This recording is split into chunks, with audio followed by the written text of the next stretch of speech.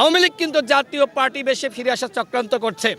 500-600 মানুষ জাতীয় পার্টি এখানে আসলো, এগুলো জাতীয় পার্টি না, এগুলো আওয়ামী লীগের প্রেতাত্মা।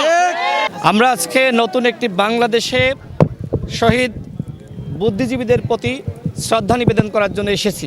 এটি আমাদের সবথেকে বড় একটি পাওয়া যে এই বাংলাদেশে আওয়ামী ফ্যাসিস্ট শক্তির পতন হয়েছে এবং যারা বিপ্লবী স্বাধীনতার পক্ষের শক্তি ছিল তাদের বিজয় হয়েছে।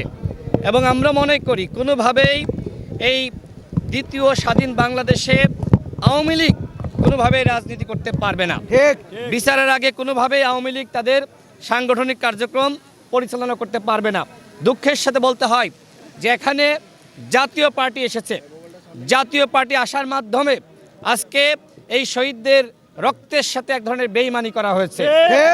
কিভাবে কোন সাহসে জাতীয় পার্টি আজকে এই বুদ্ধিজীবী দিবসকে কেন্দ্র করে আজকে তারা তাদের সাংগঠনিক কার্যক্রম পরিচালনার উদ্দেশ্যে এখানে এসেছে।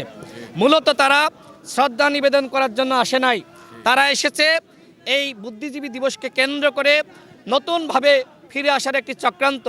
আমরা স্পষ্টভাবে বলতে চাই জাতীয় পার্টির বিরুদ্ধে অবশ্যই ব্যবস্থা নিতে হবে। জাতীয় পার্টির যারা এখানে এসেছে কোন দুঃসাহসে আসলো সেই বিষয়ে সরকারকে অবশ্যই কৈফিয়ত দিতে হবে। এখানে কোনো পুলিশ নাই, পুলিশ কোথায়?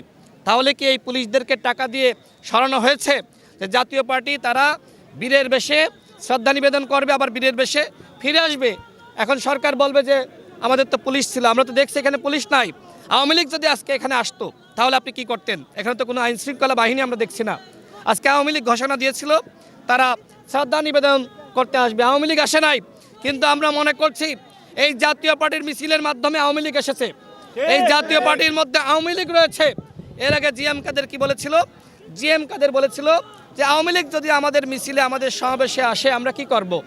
এটি তো উন্মুক্ত। আজকে আমরা মনে করছি দেখেন জাতীয় পার্টির মিছিলে অসংখ্য মানুষ, এই মানুষটা জাতীয় পার্টির নাই। আপনি হারিকেন দিয়ে খুঁজলেও জাতীয় পার্টির 100 জন কর্মী আপনি পাবেন না সারা বাংলাদেশে যারা প্রকৃতপক্ষে জাতীয় পার্টি করে। কিন্তু আজকে আমরা দেখলাম যে 500-600 মানুষ জাতীয় পার্টি এখানে আসলো, এগুলো জাতীয় পার্টি না, এগুলো আওয়ামী লীগের প্রেতাত্মা।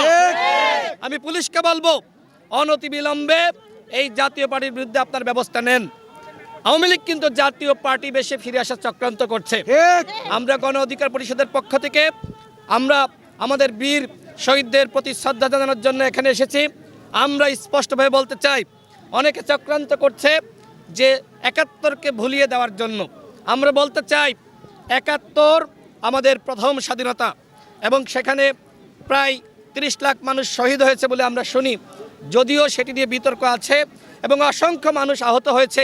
আমরা একটি ভূখণ্ড পেয়েছি, সুতরাং কোনোভাবেই 71-এর সাথে 24কে বিতর্কিত করবেন না। আমাদের মুক্তিযোদ্ধারা আমাদের জন্য গর্বের বিষয়, তাদেরকে কেউ ছোট করবেন না।